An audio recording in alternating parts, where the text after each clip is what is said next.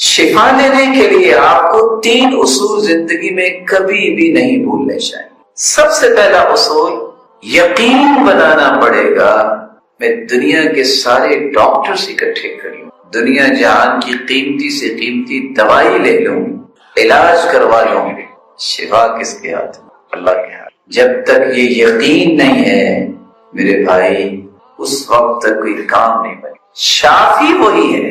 یہ پہلا یقین دل میں بٹھائیے کہ میں دنیا جہان سے علاج کروا لوں گا، جب تک ادھر سے آرڈر نہ ہوا کچھ نہیں ہوگا، جب تک اس کا فیصلہ نہ ہوا تو کچھ نہیں ہوگا۔ کیونکہ آپ صلی اللہ علیہ وآلہ وسلم كان اذا اتى مريضا او اتي به الیہ، صحیح بخاری کی روایت ہے 5657، آپ جب بھی کسی بیمار کے پاس آتے یا کوئی بیمار آپ کے پاس لایا جاتا، میرے الفاظ پہ غور کیجئے گا، جب آپ کسی بیمار کے پاس جاتے یا کوئی بیمار لایا جاتا، سچ بتائیے کوئی بیمار ہوا تو کسی عالم سے دم کروانے آیا؟ اللہ کلی، بلکہ فٹ کہاں جاتے ہیں؟ ڈاکٹر جانا چاہیے، نو ڈاؤٹ، منع نہیں ہے، بڑے بڑے نیک اور محترم ڈاکٹرز موجود ہیں، اللہ تعالیٰ ان کی حفاظت، لیکن اللہ کے رسول خود پیچھے آیا کرتے عیادت کے لیے بھی اور یہ طلب لے کے بھی اس کو شفا مل جائے۔ تو آپ صلی اللہ علیہ وسلم کیا کرتے؟ آپ جاتے ہی پہلا کام یہ کرتے، اپنی زبان اقدس سے یہ الفاظ ادا کرتے، اذهب البأس رب الناس، اور لوگوں کو پالنے والے تو بیماری کو لے جا، واشف انت الشافی لا شفاء الا شفاؤک شفاء لا یغادر سقما، او میرے مالک تو ہی تو شفا دینے والا ہے، اس کو ایسی شفا دے کہ بیماری کا نام و نشان نہ رہے۔ آج کسی سے کہا جاتا ہے کہ تم استغفار کیا کرو، استغفر اللہ کہہ دیا کرو، استغفر اللہ ربی من کل ذنب واتوب الیہ یہ کہہ دیا کرو، استغفر اللہ الذی لا الہ الا هو الحی القیوم واتوب الیہ یہ پڑھ لیا کرو، رب اغفر وارحم وتوب علی انک انت التواب الرحیم یہ پڑھ لیا کرو، اللہم انت ربی لا الہ الا انت خلقتنی وانا عبدک وانا على عہدک ووعدک ما استطعت اعوذ بک من شر ما صنعت ابوء لک بنعمتک علی وابوء بذنبی فاغفر لی فانہ لا یغفر الذنوب الا انت۔ سید الاستغفار پڑھ لو 24 گھنٹے، صبح پڑھ لو اور شام پڑھ لو 24 گھنٹے، اس کی جنت کی ضمانت بھی مل جائے گی۔ لوگ کہتے ہیں لو ہمارا کھانا گھر میں پورا نہیں ہوتا، یہ مولوی صاحب کہہ رہے ہیں کہ استغفار کرو۔ اس بیچارے کو سمجھنا چاہیے کہ تو کہتا ہے کھانا، تیرے پاس مال کی فراوانی اتنی آ جائے گی تو اس سے سنبھالا نہیں جائے گا۔ یقین تو کرو رب تعالیٰ پہ، ٹیڑھی میری 10 انگلیوں پہ یقین کر لیتے ہو، اگر کسی مشین میں آ گئی تو ساری کٹ جائیں گی۔ تمہیں رب پہ یقین نہیں ہے جس نے اتنی کائنات بڑی بنائی ہے، جو کتے اور خنزیر کو رزق دے رہا ہے، جو اس کا نام اپنی زبان پہ لائے گا اللہ اسے محروم کر دیں گے؟ یہ کیسے ہو گیا؟ اتنی رب پہ بے اعتمادی ہو تو رب آپ کو عنایات کیا کریں گے؟ اپنے ناقص عقل کمزور جسم پہ تمہیں اتنا ناز ہے کہ میں یہ کر سکتا ہوں، میں وہ کر سکتا ہوں، تو رب تعالیٰ کی طاقت پہ تمہیں یقین ہی نہیں، اتنی بدظنی رب کے بارے میں۔ رسول اکرم صلی اللہ علیہ وآلہ وسلم نے سے فرمایا تھا من لزم الاستغفار جعل اللہ له من كل هم فرجا ومن كل ضيق مخرجا ورزقه من حيث لا يحتسب، جو کثرت سے استغفار کرتا ہے اللہ اس کے غموں کو خوشیاں بنا دیتا ہے، اس کی تنگیوں کو آسانیاں بنا دیتا ہے، اور اسے وہاں سے عطا کرتا ہے جہاں اس نے کبھی گمان بھی نہیں کیا ہوتا۔ اور قرآن مجید نے حکایت کی ہے نوح علیہ السلام کی، کہ جو کہتا ہے میرے پاس تو کھانے کو کچھ نہیں ہے، آپ مجھے کوئی نصیحت کر رہے ہو کہ استغفار کر لو، میرے بھائی یہ نصیحت چھوٹی نہیں ہے۔ فَقُلْتُ اسْتَغْفِرُوا رَبَّكُمْ إِنَّهُ كَانَ غَفَّارًا يرسل السماء عليكم مدرارا ويمددكم بأموال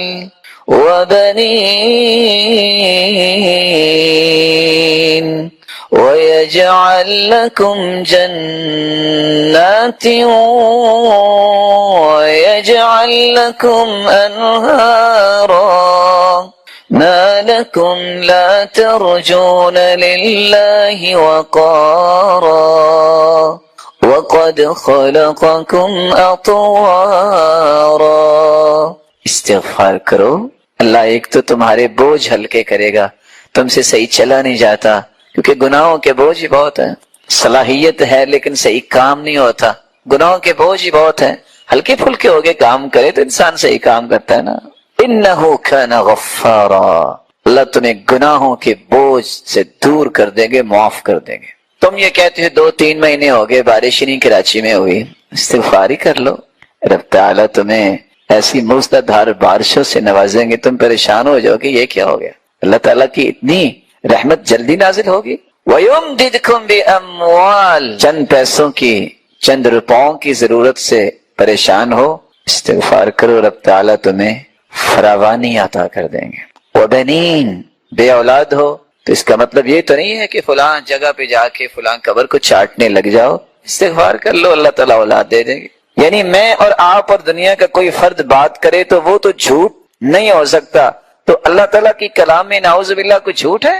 اللہ کے وعدے سچے نہیں ہیں؟ یہ کیسے ہو سکتا ہے؟ اللہ سے بڑھ کے کون بات میں سچا ہو سکتا ہے؟ اللہ پہ یقین کرنا چاہیے، وہ دیتا ہے۔ وَيَجْعَلْ لَكُمْ جَنَّاتٍ وَيَجْعَلْ لَكُمْ أَنْهَارًا۔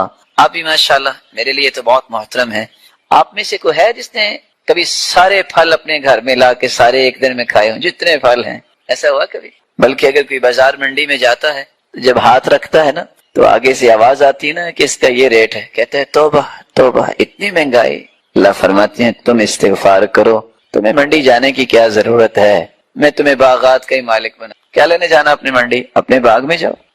وَيَجْعَلْ لَكُمْ أَنْهَارًا، دنیا ڈرا رہی ہے بس 7 سال کے بعد ایک ایک قطرے سے رو گئے، پلاننگ کرنی چاہیے، اللہ تعالیٰ ہمت توفیق دے مسلمانوں کو، یہ ڈیم بنائیں، ضرورت ہے۔ لیکن اللہ تعالیٰ کی رحمت سے اتنا مایوس قوم کو کر دینا کہ ہر بندہ سوچنے لگ جاتا ہے کہ بس 6 مہینے 29 دن کے بعد میں نے سجدے میں پڑ جانا کیونکہ موت آ جانی، پانی تو ملنا نہیں ہے۔ یہ بھی کوئی طریقہ ہے قوم کی اصلاح کا؟ قوم کو یہ کہو کہ آپ یہ کام کرو، پیسہ نکالو، یہ ساری ضرورت ہے، لیکن یہ کہہ دینا کہ تمہیں موت ہی آ جائے گی۔ آپ نے کبھی دنیا میں نیوز پڑھی ہے کہ آج وہاں جو ہے وہ 1.5 لاکھ بندہ جو پانی نہیں ملا تو مر گیا ہے؟ مایوسی میں دھکیلنا یہ بہت بڑا جرم ہے، اللہ کی رحمت سے مایوس ہونا چاہیے، کوشش کرنی چاہیے، ہمت کرنی چاہیے۔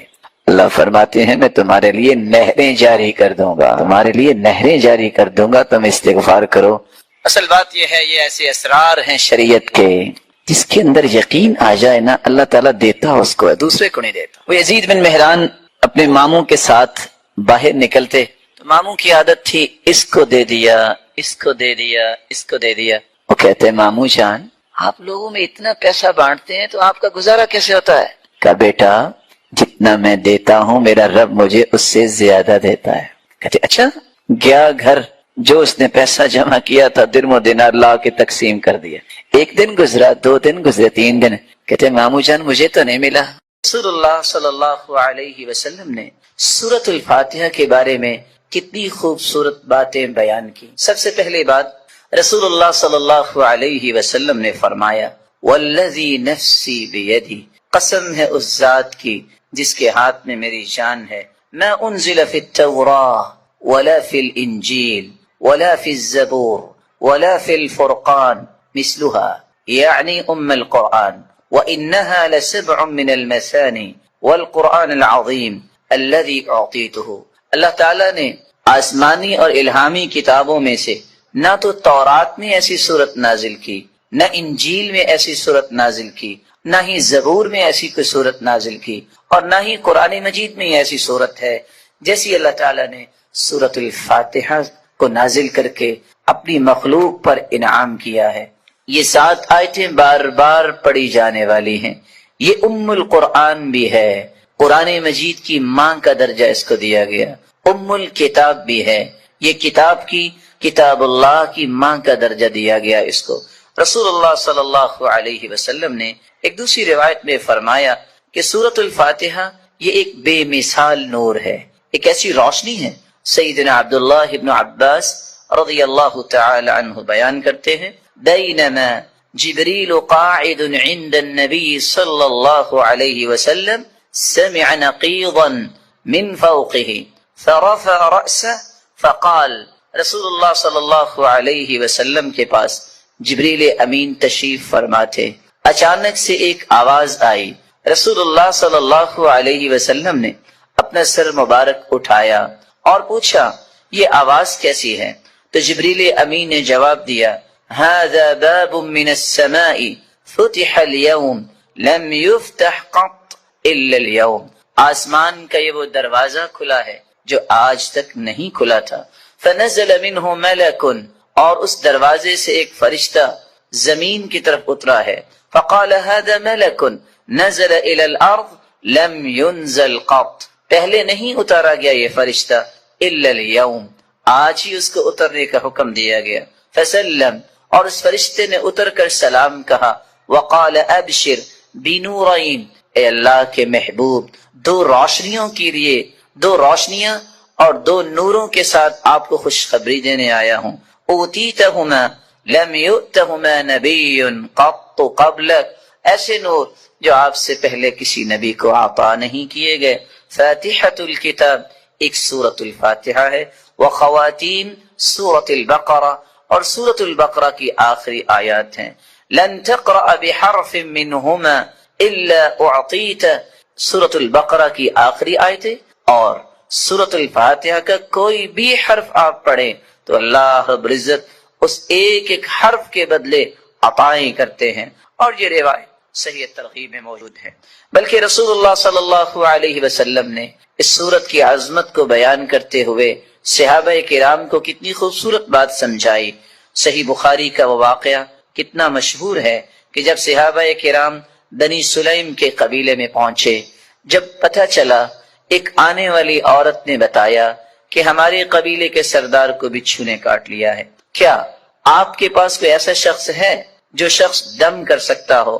تو رسول اللہ صلی اللہ علیہ وسلم کے ایک صحابی جنہوں نے صرف سورۃ الفاتحہ تلاوت کی اور اس کو دم کر دیا، رسول اللہ صلی اللہ علیہ وسلم کے اس صحابی نے اس سورۃ الفاتحہ کو پڑھنے کے بعد جب دم کیا تو وہ شخص ایسی شفا کی طرف چلا گیا، وَكَأَنَّمَا نُشِطَ مِنْ عِقَالٍ، جیسے کوئی گرہ باندھی ہو کھول دی جائے۔ رسول اللہ صلی اللہ علیہ وسلم کے صحابہ نے کہا جب تک اللہ کے رسول سے بات نہ ہو جائے تو یہ انہوں نے جو 30 بکریاں بطور عوض اس کے دیا ہے ہم اس وقت تک کوئی بات نہیں کریں گے۔ جب رسول اللہ صلی اللہ علیہ وسلم کو یہ بات پہنچی، آپ نے فرمایا وَمَا كَانَ يُدْرِي أَنَّهَا رُقْيَةٌ اقْسِمُوا وَاضْرِبُوا لِي بِسَهْمٍ، آپ کو پتہ نہیں اللہ تعالیٰ نے اس سورت کو شفا بنا کے، اس سورت کو دم بنا کے نازل کیا ہے۔ اور یہی بات ابن القیم رحمۃ اللہ علیہ نقل کرتے ہیں کہ میں نے کتنے سفر کیے اور جب بھی میں بیمار ہوا تو میں نے اللہ کے پیارے پیغمبر کی اس بات پہ یقین کر کے دوائی نہیں لی بلکہ سورۃ الفاتحہ پڑھتا اور میں دم کر لیتا اپنے آپ کو، اللہ رب العزت مجھے شفا یاب کر دیتے۔ سورۃ الفاتحہ یہ عظیم ترین سورت ہے۔ رسول اللہ صلی اللہ علیہ وسلم کے صحابی سیدنا ابو سعید بن معلی بیان کرتے ہیں مر بی النبی صلی اللہ علیہ وسلم وانا اصلی، اللہ کے رسول صلی اللہ علیہ وسلم میرے پاس سے گزرے، میں نماز پڑھ رہا تھا، مجھے انہوں نے آواز دی، میں نے سلام پھیرا اور سلام پھیرنے کے بعد اللہ کے رسول صلی اللہ علیہ وسلم کی خدمت اقدس میں حاضر ہوا۔ آپ نے فرمایا میں نے آپ کو آواز دی، الم یقل اللہ یا ایھا الذین آمنوا استجیبوا للہ وللرسول، آپ نے اللہ کا یہ کلام نہیں سنا کہ جب اللہ اور اس کے رسول کی بات ہو تو اس بات کو فوراً مانو، لبیک کہو۔ کہا اللہ کے رسول صلی اللہ علیہ وسلم میں نماز پڑھ رہا تھا۔ پھر اللہ کے رسول صلی اللہ علیہ وسلم نے فرمایا الا اعلمک اعظم سورۃ فی القرآن قبل ان اخرج، کیا میں تمہیں قرآن مجید کی سب سے عظیم سورت نہ سکھا دوں اس سے پہلے کہ تم مسجد سے نکل جاؤ، اپنے گھر کو لوٹ جاؤ؟ میں نے کہا کیوں نہیں؟ تو رسول اللہ صلی اللہ علیہ وسلم نے جو سورت سکھائی، جو قرآن مجید کی عظیم ترین سورت ہے، وہ سورۃ الفاتحہ کی تعلیم دی۔ یہی وجہ ہے رسول اللہ صلی اللہ علیہ وسلم نے یہ فیصلہ سنا دیا، کاش اس فیصلے کو بھی امت مان لے۔ لا صلاۃ لمن لم يقرأ بفاتحة الكتاب، جو شخص نماز کے اندر سورۃ الفاتحہ نہیں پڑھتا اس کی نماز نہیں ہوتی، جیسا کہ صحیح بخاری کی روایت ہے۔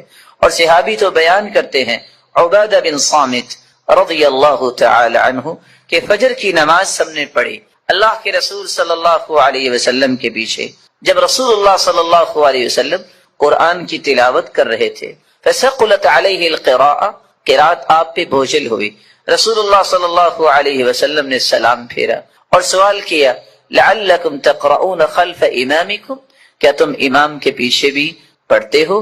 تو صحابہ کرام نے کہا جی ہاں۔ تو رسول اللہ صلی اللہ علیہ وسلم نے فرمایا، لا تقرؤوا لا تفعلوا كما في روایت اخرى، دوسری روایت کے الفاظ ہیں، لا تفعلوا الا بفاتحة الكتاب، امام کے پیچھے کھڑے ہو کر تم صرف سورۃ الفاتحہ پڑھا کرو، فإنه لا صلاة لمن لم يقرأ بها، کیونکہ سورۃ الفاتحہ پڑھنے کے بغیر نماز نہیں ہوتی۔ یہ ایسی خوبصورت اور ایسی مبارک صورت ہے جو اللہ اور اس کی مخلوق کے درمیان مکالمے کا ایک خوبصورت جوہر ہے، ایسا گوہر ہے، انسان الحمدللہ رب العالمین کہتا ہے تو اللہ رب العزت فرماتے ہیں، حمیدنی عبدی، میرے بندے نے میری حمد و توصیف بیان کی۔ جب بندہ مومن الرحمن الرحیم کہتا ہے تو اللہ رب العزت فرماتے ہیں، اثنى علی عبدی، میرے بندے نے میری تعریف کی ہے۔ جب بندہ مومن یہ کہتا ہے مالک یوم الدین تو اللہ رب العزت فرماتے ہیں، مجدنی عبدی، میرے بندے نے میری بزرگی بیان کی ہے۔ جب انسان بندہ مومن یہ کہتا ہے ایاک نعبد و ایاک نستعین تو اللہ رب العزت فرماتے ہیں، ھذا بینی و بین عبدی ولعبدی ما سأل، یہ میرے اور میرے بندے کے درمیان ہے، جو کچھ بھی میرا بندہ مانگے گا میں اسے عطا کروں گا۔ تو اللہ رب العزت کے ساتھ ہم کلام ہونے کا یہ خوبصورت ذریعہ ہے۔ تو آئیے اس سورت کی طرف چلتے ہیں اور اس کے معانی کو سمجھنے کی کوشش کرتے ہیں۔ بسم اللہ الرحمن الرحیم، الحمد للہ رب العالمین، الحمد، تمام تعریفیں، للہ، اللہ کے لیے ہیں، رب العالمین، جو تمام جہانوں کا رب ہے، الرحمن الرحیم، جو بہت مہربان ہے، الرحیم، نہایت رحم کرنے والا ہے، مالک یوم الدین، مالک ہے یوم الدین، بدلے کے دن کا، جزا کے دن کا، ایاک نعبد و ایاک نستعین، ایاک نعبد، ہم عبادت کرتے ہیں صرف تیری ہی، و ایاک نستعین، اور ہم مدد چاہتے ہیں صرف تیری ہی اے اللہ۔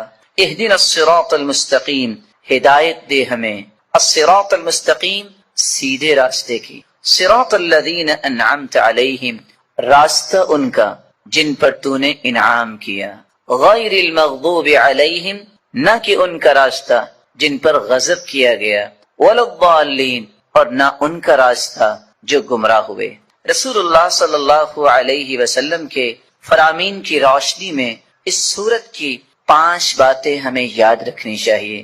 جب رسول اللہ صلی اللہ علیہ وسلم نے فرما دیا کہ سورۃ الفاتحہ کے بغیر نماز نہیں ہوتی تو بندہ مومن کو یہ یقین کر لینا چاہیے، آپ کو 10 دلائل کوئی پیش کر دے، آپ کو 10 کو دلائل پیش کر دے، جب تک سورۃ الفاتحہ آپ نہیں پڑھ لیتے کبھی بھی اس بات پہ اطمینان نہ کیجئے گا کہ میری نماز مکمل ہوئی ہے یا نہیں۔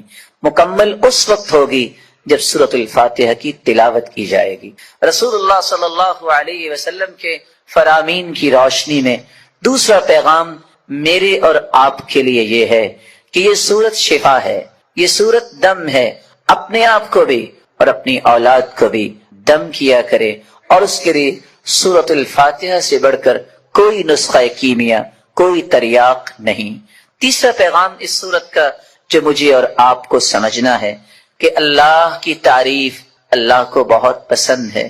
یہی وجہ ہے عبداللہ ابن عباس رضی اللہ تعالی عنہ فرمایا کرتے تھے، الحمدللہ، ہر شکر کرنے والے کی زبان کا یہ وطیرہ ہے۔ الحمدللہ، سب سے پہلے آدم علیہ الصلوۃ والسلام نے جو کلمہ اللہ نے جب انہیں پیدا کیا، روح ڈالی، تو سب سے پہلا کلمہ جو ان کی زبان پہ آیا وہ الحمدللہ تھا۔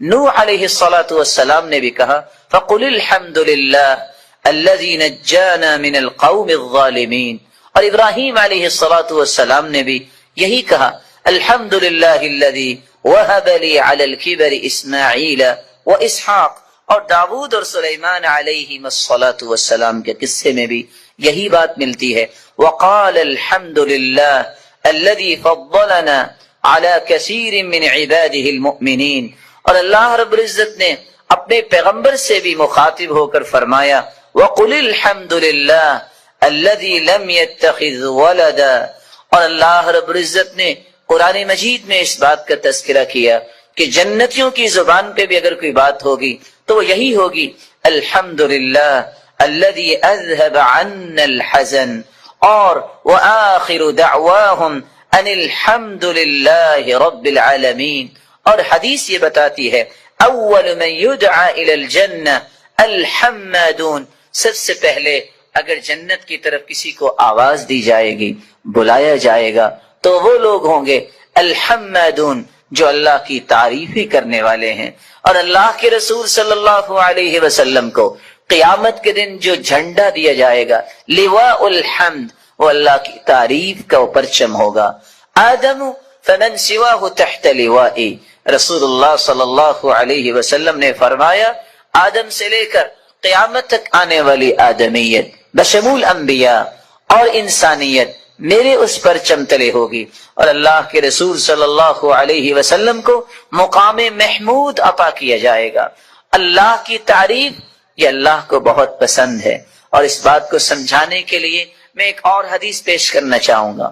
رسول اللہ صلی اللہ علیہ وسلم کے صحابی بیان کرتے ہیں قیامت کو جو ترازو قائم کیا جائے گا، جس ترازو میں نیکیاں اور برائیاں ان کا وزن ہوگا، اتنا بڑا ترازو ہوگا لو وضعت السماوات والارض ومن فیہن فی کفہ لوسعتہن، اگر ساتوں آسمان اور ساتوں زمینیں اس ترازو کے ایک پلڑے میں رکھ دیے جائیں تو ایک پلڑا بھی بھرے گا نہیں۔ لیکن اللہ کی تعریف کا کلمہ صحیح مسلم کی روایت کی روشنی میں والحمد للہ تملأ المیزان، جو اللہ کے فیصلوں پر خوش ہو کر اللہ کی تعریف کرتے ہوئے یہ کلمہ اپنی زبان پہ لے آتا ہے الحمد للہ، تو اس مبارک کلمے کی وجہ سے قیامت کے دن میزان کے دونوں پلڑے نیکیوں سے بھر جائیں گے، جبکہ ایک پلڑا 14 کے 14 طبق رکھ دینے سے بھی بھرے گا نہیں۔ اللہ رب العزت ہمیں اللہ کی کثرت سے تعریف کرنے اور اس کے ذکر کرنے کی توفیق عطا فرمائے۔ رسول اکرم صلی اللہ علیہ وسلم نے فرمایا من قرأ آیت الکرسی دبر کل صلاة مکتوبہ لم يمنعه من دخول الجنة الا ان يموت، خوش نصیب ہے وہ شخص فرض نماز کے بعد آیت الکرسی پڑھ لیتا ہے، اس کے اور جنت کے درمیان صرف موت کا پردہ حائل ہے، جس دن آنکھیں بند ہوں گی جہنم سے آزاد اور جنت کا مہمان بن جائے گا، اور شیطان سے اس کی حفاظت ہو جائے گی۔ رسول اکرم صلی اللہ علیہ وسلم نے فرمایا تھا جب وہ سیدنا ابو ہریرہ رضی اللہ تعالی عنہ وہ دیکھتے ہیں کہ ایک شخص جو ہے وہ اناج بھر رہا ہے، تم نے پکڑ لیا، اور وہ شیطانی تھا، ایک دن 2 دن 3 دن کہتا ہے آج چھوڑ دو، کل نہیں آؤں گا، پھر دوسرے دن آ گیا، پھر تیسرے دن آ گیا، کہا اچھا میں آپ کو ایک بات بتا دیتا ہوں، تم رات کو آیت الکرسی پڑھ لینا، میں صبح تک تیرے قریب نہیں آؤں۔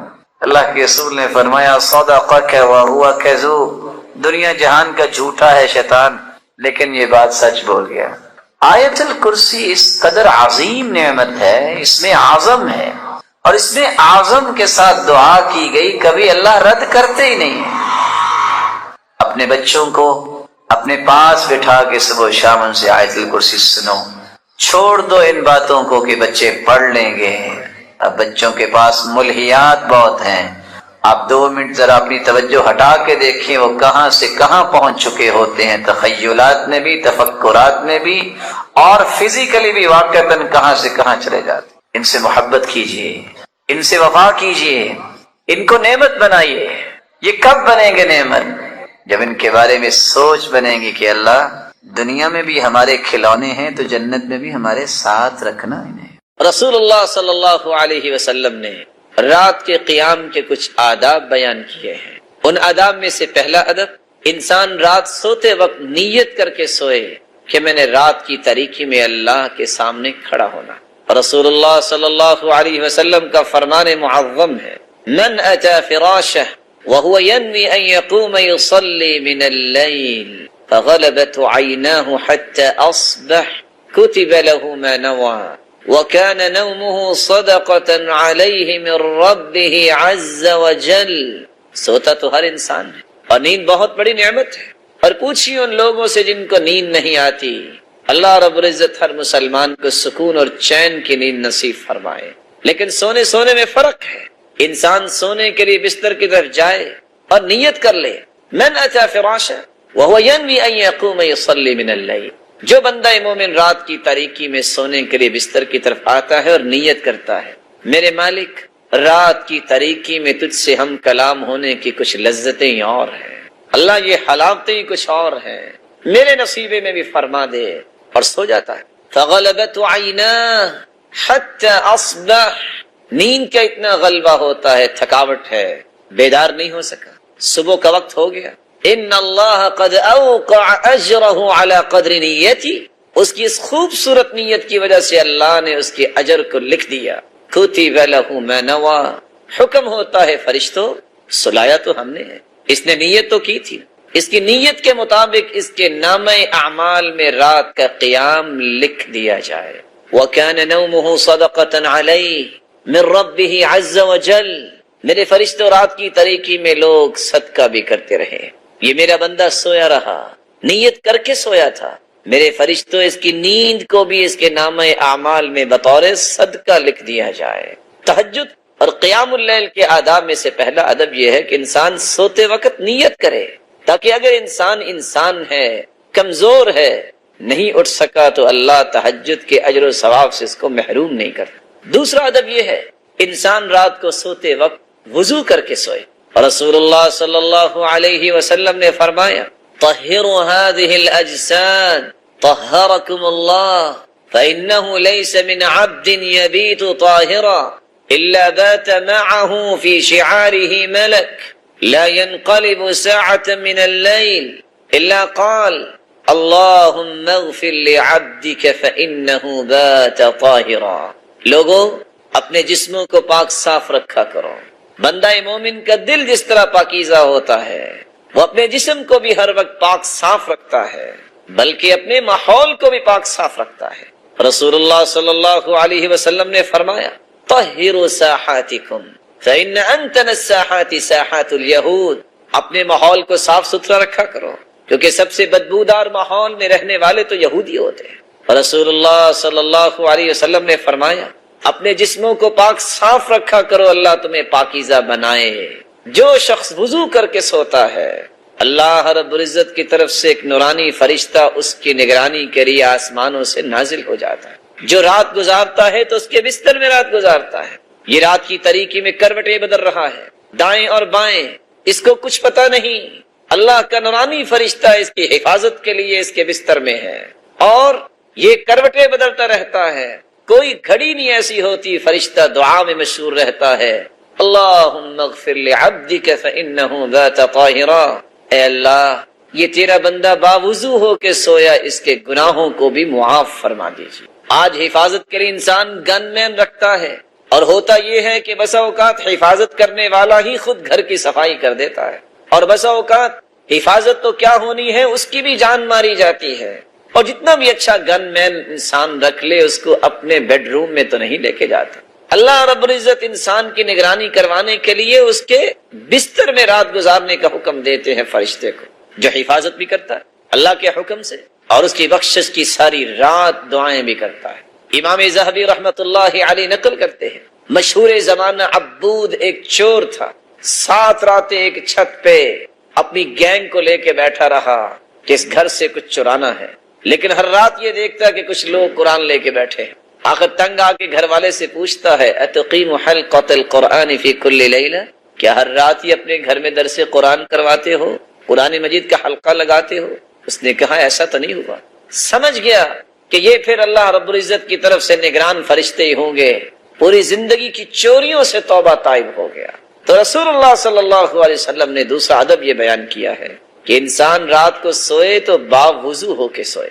تیسرا ادب یہ ہے انسان رات سوتے وقت ذکر کر کے سوئے، جو رسول اللہ صلی اللہ علیہ وسلم نے صحابہ کو سمجھائے. اللہم بسمک اموت واحیا، اللہم قنی عذابک یوم تبعث عبادک. انسان اللہ کا ذکر بھی کرے، انسان رسول اللہ صلی اللہ علیہ وسلم کی سنت کے مطابق سورۃ الملک کی تلاوت کرے. اور سورۃ الملک کے بارے میں رسول اللہ صلی اللہ علیہ وسلم نے فرمایا سورۃ تبارک ہی المانعۃ من عذاب القبر. جو رات سوتے وقت سورۃ الملک پڑھ لیتا ہے اللہ رب العزت اسے قبر کے عذاب سے محفوظ فرما دے گا. ان سورۃ من القرآن ما هي الا 30 آیہ شفعت لرجل. قرآن مجید کی ایک ایسی سورت ہے جس کی 30 آیات ہیں. قیامت کے دن اس شخص کے لیے سفارش کرے گی جو اس کو پڑھتا ہے. وفی روایت اخری، اور دوسری روایت کے لفظ ہیں خاصمت عن صاحبها، یہ اپنے پڑھنے والے کے بارے میں جھگڑا کرے. اور تیسری روایت کے لفظ ہیں حتی غفر لہ، یہاں تک کہ اس کے گناہوں کو معاف کر دیا جائے. وفی روایت رابعہ، اور چوتھی روایت کے الفاظ ہیں اس وقت تک یہ سفارش کرتی رہے گی حتی ادخلتہ الجنہ، جب تک پڑھنے والے کو جنت میں داخل نہیں کروا دے. تو آئیے ان 8 دلوں کا تذکرہ سنیے جو اللہ کو پسند ہیں. اور میرے اور آپ کے لیے ایک لمحہ فکریہ ہے، ہم بھی ان دلوں کا تذکرہ قرآن کی زبانی سنیں اور پھر سوچیں کہ میں اس وقت کون سے دل کا مالک ہوں. میرا دل کیسا ہے؟ پہلا دل القلب السلیم، سلامتی والا دل جس میں شرک نہیں، کفر سے سلامت، بدعت سے سلامت، ذلت والے کاموں سے سلامت، اللہ کی یاد، اخلاص، آخرت کی فکر. یہ دل اللہ تعالیٰ کو بہت پسند ہے. یوم لا ينفع مال ولا بنون إلا من أتى الله بقلب سلیم. اللہ کو وہ دل پسند ہے جو قلب سلیم ہو. قیامت کو نہ اولاد کام آئے گی نہ قیامت کو مال کام آئے گا. دوسرا دل جو اللہ تعالیٰ کو پسند ہے القلب المنیب. قلب منیب وہ ہوتا ہے جو اللہ کی طرف رجوع کرنے والا، جب بھی پکار اٹھے رب کی، امید کی گرہ بند ہے رب کی طرف، سوچ آئے یہ کیسے ہوگا، ہوگا کیونکہ میرا رب میرے ساتھ ہے. یہ میں کیسے کر پاؤں گا، ایسے کر پاؤں گا رب مجھے توفیق دے گا. تیسرا دل جو اللہ کو پسند ہے القلب المخبت. قلب مخبت اخبات والا دل. اخبات کا مطلب ہوتا ہے دل کی بھرپور توجہ. اٹھا ہے اللہ اکبر، بیٹھا ہے الحمدللہ، کھانا کھایا ہے الحمدللہ، چلتے پھرتے سبحان اللہ، لا الہ الا اللہ. اس کی زبان کی عادت یہ بن گئی ہے کہ وہ اللہ کا ذکر کرنے کے بغیر اس کو چین ہی نہیں آتا. میرے معزز بھائیوں، یہ قلبی کیفیات بنتی ہیں تو اس کے بھی کچھ اصول ہیں. اپنی زندگی کو دوبارہ سے ری شیڈول کرو. صبح سے لے کے 24 گھنٹے کا شیڈول بناؤ. اس وقت میں نے اٹھنا ہے، اس وقت میں نے پڑھنا ہے. میرے 20 یار آ جائے میرے دروازے پہ، میں بوٹ کی نوک میں رکھتا ہوں جو مجھے نماز لیٹ کرتا ہے. میرے 25 پارٹنر آ جائیں، مجھے کوئی پرواہ نہیں ان کی، جس کے ساتھ چلنے سے میری نماز چلی جائے، میرا قرآن نہ پڑھا جائے. دین میرا مہم ہے، میری زندگی ہے تو عبادت ہے. میں کسی مال کو کچھ نہیں سمجھتا. امام زہری کہا کرتے تھے یہ مال عندی کبارہ. جس طرح جانور کا فضلہ ہوتا ہے اس سے بڑی میں اس کی قیمت سمجھتا ہی کو نہیں ہوں. اتنا کمال ان کا دل تھا. آج انسان کی یہ سوچ ختم ہو گئی ہے. بھرپور توجہ کیوں نہیں ہوتی؟ اس دل میں ہے پتہ نہیں کیا کچھ. آپ اس دل کو کھول کے دیکھو، ہزاروں ایسی نکلیں گی چیزیں. دل چھوٹا سا ہے، اس کو اللہ کی محبت سے بھرو، اس کے محبوب کی محبت سے بھرو، قرآن کی محبت سے بھرو. یہی وجہ ہے کہ ہزاروں چیزیں رکھنے کے باوجود بھی چین نہیں ہے. کوئی گلیوں میں دھکے کھا رہا ہے، کوئی بازاروں میں دھکے کھا رہا ہے، اور جھوٹے اور امیٹیشن دل بنا کے ایک دوسرے کو گفٹ دیے جا رہے ہیں. چین پھر بھی نہیں ملتا. چوتھا دل جو اللہ کو پسند ہے القلب الوجل. ایسا دل جس میں اللہ کا خوف ہے. وہ کانپتا ہی رہتا ہے، جب بھی دیکھو رو رہا ہے، جب بھی دیکھو پریشان ہے. کس بات پہ؟ والذین یؤتون ما آتوا وقلوبهم وجلة أنهم إلى ربهم راجعون. کچھ لوگ کانپتے پھرتے ہیں، ان کو خوف کیا ہے؟ اللہ کے پاس جانا ہے، کس منہ سے جاؤں گا؟ میں اللہ کے سامنے کیسے پیش ہوں گا؟ میں نے کیا کیا ہے؟ سیدہ عائشہ رضی اللہ تعالی عنہ نے پوچھا، اللہ کی رسول یہ چور ہوں گے؟ جس کا اللہ پر اعتماد ہوتا ہے، یقین ہوتا ہے، اللہ اسے گرنے نہیں دیتے. اعتماد تھا نا سیدنا ابراہیم کو. یعنی اتنی بڑی آگ، آج بھی وہاں درخت نہیں ہوتے، آج بھی وہاں درخت نہیں ہوتے اس وادی میں جس وادی میں آگ جلائی گئی تھی. اور کوئی پرندہ اڑتا اڑتا گزرتا تو سقط مشویا، بنا ہوا نیچے گر جاتا. اتنی آگ. اعتماد کیا تھا؟ میرے ساتھ اس کی قدرت، اس کا علم، اس کی حفاظت اور اس کی معیت خاصہ. پریشانی کی کوئی بات. مسکرا رہے ہیں، ہاتھ بھی بندھے ہیں، پاؤں بھی بندھے ہیں، منجنیق میں ڈال کے پھینکا ہے، جو ہی آگ میں گرے ہیں آگ ختم، کیونکہ اوپر سے حکم آ گیا تھا. قلنا یا نار کونی بردا وسلاما علی ابراہیم. عبارت کتنی خوبصورت ہے. بس ابراہیم کے لیے ٹھنڈی ہونا ہے. وہ جو رسیاں لگی تھیں ان کو بھی آگ لگی ہوئی تھی، پاؤں میں اور ہاتھ میں، ان کو آگ لگی، ابراہیم کو نہیں لگی علیہ الصلوۃ والسلام. جب رسیاں کھل گئی، ہاتھ بھی کھل گئے، باقی سب باپ بن گیا. اور باپ دیکھ رہا تھا ابراہیم علیہ الصلوۃ والسلام کو، کہتا نعم الرب ربک یا ابراہیم. وہ ابراہیم تیرا رب تو بہت بڑا نکلا، اس نے کچھ ہونے ہی نہیں دی. کچھ ہوا؟ میں کئی مرتبہ سوچتا ہوں کہ سائنس کتنی کلا بازیاں لگا چکی ہے، لیکن عقل کس نے دی ہے؟ اللہ نے دی. لوگ سمجھتے ہیں کہ کافروں کو کمال ہے. ہماری بات پہ لوگ غصہ کر لیتے ہیں. ہم کہتے ہیں کہ کافر مسلمانوں کے غلام ہیں، یہ نوکر ہیں تو نوکروں کو کام کرنے دیا کریں. مسلمان نے تہجد پڑھنی ہے، نمازیں پڑھنی ہے، روزہ رکھنا ہے، نیکی کے کام کرنے ہیں، چاش پڑھنی ہے، اوابین پڑھنی ہے، سنتے پڑھنی ہے، دعائیں کرنی ہے. ان کا کام کیا ہے؟ بنائیں چیزیں مسلمانوں کو بھیجیں تاکہ ان کے لیے آسانیاں ہوں. تو نوکروں کی باتوں پہ خوش نہیں ہوا کرتے، ان سے کام لیا کرتے ہیں. ایک چھڑی جو سیدنا موسیٰ کے ہاتھ میں تھی، اللہ نے حکم دیا فاضرب بعصاک البحر. اچھا سمندر میں چھڑی مارو نا. یہ کون سی چھڑی ہے جس سے رستے ہی 12 بن گئے؟ یار میں کبھی سوچتا ہوں، آپ ہی سوچیں، ہم آخر انسان ہیں، کہ وہ چھڑی تو ماری سمندر میں، اتنا بڑا پانی، خشکی کیسے ہو گئی؟ ایک نہیں، رستے 12 بن گئے. کیسا ملٹیپل یہ ڈنڈا تھا کہ ایک مرتبہ مارا اور 12 رستے بن گئے. اور پھر اس کے اندر کیسے کیسے فنکشنز رکھے اللہ تعالیٰ نے. فرعونیوں نے شاید سمجھا کہ رستے ہم بھی یوز کر سکتے ہیں، لیکن یہ رستے بنے کن کے لیے تھے؟ اللہ پر ایمان رکھنے والوں. جو ہی وہ گزر گئے، فرعونی اپنے لاؤ لشکر لے کے آئے.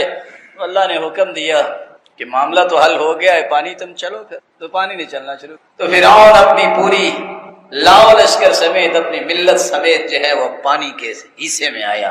سارے ڈوب کے مر گئے، فرعون سمیت. لیکن اللہ نے کہا اليوم فاليوم ننجيك ببدنك لتكون لمن خلفك آية. فرعون تجھے میں نشان عبرت بناؤں گا. پانی کا حکم دیا، اس نے اچھال کے پھینکا.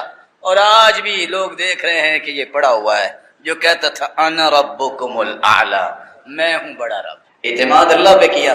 بندہ دوڑ کے آیا کہ تمہیں قتل کر دیں گے، موسیٰ دوڑ جاؤ، کہتے ان معی ربی سیہدی. یہ ہے ایمان. اور نہیں میرا رب میرے ساتھ ہے، وہ مجھے سیدھے راستے پہ رکھے گا، حفاظت کرے گا. کاش یہ بات سمجھ میں آئے. آج مخلص لوگوں کی زندگی، رب پہ اعتماد کرنے والوں کی زندگی اتنی پرسکون ہے، دنیا ادھر سے ادھر ہو جاتی ہے، ان کو کوئی پریشانی نہیں ہوتی. جن کا اعتماد نہیں ہے وہ اخبار صبح اٹھ کے پڑھتے ہیں، وضو کیا نہیں ہوتا، منہ دھویا نہیں ہوتا، 3 روپے پیٹرول بڑھ گیا، مارے گئے. لو یہ مسلمان. وہ چینی بڑھ گئی ہے، یہ کون سی ایسی نعمت ہے کہ آپ نے پھکے ہی مارنے ہیں، اس کے تھوڑی سی کم کھا لو. اگر چینی بڑھ گئی ہے، کوئی چیز مہنگی ہو گئی ہے، تو اللہ کے خزانے ختم ہو گئے. نعوذ باللہ من ذالک. دنیا کے اعتبار سے تم سوچتے تمہارا رب بھی غریب ہو گیا. یہ کیسا ایمان ہے؟ اس لیے قرآن نے منافقوں کی بات کی ہے، یحسبون کل صیحۃ علیہم. یہ منافقوں کا رویہ ہے کہ معمولی سی پریشانی ہو تو واویلا شروع کر دیتے ہیں، رونا پیٹنا شروع کر دیتے ہیں. آپ کسی 20 کروڑ کے مالک سے ہی پوچھیں گے نا کیا حال ہے، او بس جی روڑ گیا جی، کیا بتائیں جی، بس کیا بتائیں. اس کے مقابلے میں کسی دیندار سے پوچھیں کیا حال ہے، کہتے ہیں الحمدللہ. یہ ہے اعتماد رب پہ کہ وہ اللہ کسی کو ضائع نہیں کرتا. وہ میں نے پہلے بھی قصہ شیئر کیا تھا. ایک شخص آیا، انسان ہے نا، ہم بھی کمزور ہیں. وہ آ کے کہتا جی نقصان بڑا ہو گیا دعا کر دیں. میں نے ویسے ہی پوچھنا چاہا کہ کیسے نقصان ہوا. کہتا جی 35 لاکھ روپے کا نقصان ہو گیا. اب یہ ایک بڑی اماؤنٹ ہے تو بندے کو پریشانی ہوتی ہے، تو دعا بھی کی یا اللہ اس کا نقصان پورا کر دے، تو اس کا بھلا فرما، اللہ تعالیٰ اس کے لیے آسانی فرما. میں نے ویسے ہی عذرائے تفنن پوچھ لیا کہ نقصان کیسے ہوا. کہتا جی پچھلے سال 1,85,00,000 پروفٹ آیا تھا، اس سال صرف 1.5 کروڑ پروفٹ آیا. لا حول ولا قوت الا باللہ. میں سوچ رہا تھا کہ کوئی 35 لاکھ کا خسارہ ہو گیا ہے اس کا. جہاں ایمانی حالت یہ ہو، حدیث کہتی ہے جس کے پاس صبح اور شام کا کھانا ہے اسے کوئی بیماری نہیں ہے اور اس بندے کو خوف نہیں ہے، سمجھ لے فَكَأَنَّمَا عِيزَتْ لَهُ الدُّنْيَا بِحَذَافِيرِهَا. اللہ نے دنیا کی ساری نعمتیں اس کی جھولی اور دامن میں جمع، کیونکہ رسول اکرم صلی اللہ علیہ وآلہ وسلم نے فرمایا تھا اثقل الصلوات علی المنافقین صلاۃ الفجر و صلاۃ العشاء. فجر کی نماز اور عشاء کی نماز منافقوں پہ بھاری ہوتی ہے. مومن بڑی خوشی سے اس کو پڑھتے ہیں، مومن اس میں سستی نہیں کرتے. بلکہ مسند بزار کی روایت ہے الذین تثاقلت رؤوسهم عن الصلاۃ، جن لوگوں کے سر بھاری ہو جائیں فجر اور عشاء کے وقت، یہ نشانی ہے کہ یہ منافق لوگ ہیں. اس لیے آپ صلی اللہ علیہ وسلم نے منع کر دیا. نہا رسول اللہ صلی اللہ علیہ وسلم عن النوم قبل العشاء. اللہ کے رسول صلی اللہ علیہ وسلم نے عشاء سے پہلے سونے سے منع کر دیا. وعن الحدیث بعد العشاء، اور عشاء کے بعد باتیں کرنے سے منع کر دیا. ہاں اگر علمی بات ہے تو آپ کر سکتے، ہاں اگر اللہ ذوالجلال کے سامنے کھڑے ہو کے قیام کرنا ہے تو کر سکتے، آپ امت کی رہنمائی کے لیے مشورہ کرنا چاہتے ہیں تو کر سکتے. اللہ کے رسول اور سیدنا ابوبکر صدیق رضی اللہ تعالیٰ عنہ فجر تک مشورہ کرتے رہتے. حدیث اور قرآن کا مراجعہ کرنا ہے تو کر سکتے. ساری رات امام احمد بن حنبل ایک دوسرے کو حدیثیں سناتے رہے. کوئی مہمان آ گیا اس کی مہمان نوازی کرنی ہے تو کر سکتے ہیں. من طیب خاطر المرأة، اپنے گھر والوں سے بات کر سکتے ہیں. لیکن شریعت نے کتنا خوبصورت ذہن دیا ہے. آپ کے جسم کا بھی حق ہے، آپ کی آنکھوں کا بھی حق ہے، آپ کے مہمان کا بھی حق ہے، اور آپ کے اہل و عیال کا بھی حق ہے. فَأَعْطِ كُلَّ ذِي حَقٍّ حَقًّا، ہر ایک کو اس کا حق دیا کرو. جو وقت پہ نہیں سوتا وہ کبھی بھی فجر کی نماز نہیں پڑھتا، پڑھے گا بھی تو اس حالت میں اسے سمجھ نہیں آتی میں کیا پڑھ رہا ہوں. اور یہی شخص فطرت کے مطابق زندگی گزارتا ہے جو جتنا جلدی سو جائے اور جتنا جلدی بیدار ہو جائے. سیدنا ابو ہریرہ رضی اللہ تعالیٰ عنہ، ان کو تو اللہ نے کمال ہی دیا ہوا تھا. انہوں نے اپنی بیوی اور اپنی لوڈی کے ساتھ یہ طے کیا ہوا تھا ایک حصہ ایک شخص سوئے گا، باقی دو قیام کریں گے. پھر دوسرا سوئے گا، وہ اٹھ کے قیام کرے گا. پھر وہ سو جائے گا، وہ اٹھ کے قیام کرے گا. ساری رات گھر میں قیام ہونا چاہیے. کسی نے پوچھا تھا سیدنا ابو ہریرہ رضی اللہ تعالیٰ عنہ سے اتنی حدیثیں یاد کیسے ہوگی؟ یہ 5374 حدیثوں کے حافظ، سب سے زیادہ حدیث حفظ کرنے والے. انہوں نے کہا تھا انی لاجزی اللیلۃ 3 اجزاء، میں نے رات کو 3 حصوں میں تقسیم کر رکھا ہے. ثلث انام، میں رات کا پہلا حصہ سو جاتا ہوں. وثلث اقوم، رات کا دوسرا حصہ، تہائی حصہ میں تہجد پڑھتا ہوں. وثلث اتذکر احادیث رسول اللہ صلی اللہ علیہ وسلم، اور رات کا آخری پہر میں بیٹھ کے اللہ کے رسول کی حدیثوں کو یاد کرتا ہوں. آج مجھے اور آپ کو بھی یہ سوچنا ہے کہ ہماری راتیں کیسے گزرتی ہے. 12 بجے تک یہ مصیبت شیطانی ہاتھ سے نہیں چھوٹتا. کتنے لوگوں کا کوئی فیس بک پہ بیٹھا ہے، کوئی واٹس ایپ پہ چیٹنگ کر رہا ہے، اور کسی کو شیطان نے ورغلا رکھا ہے، گپے لگا رہا ہے. یہ مسلمانوں کا شیوا نہیں ہوتا تھا.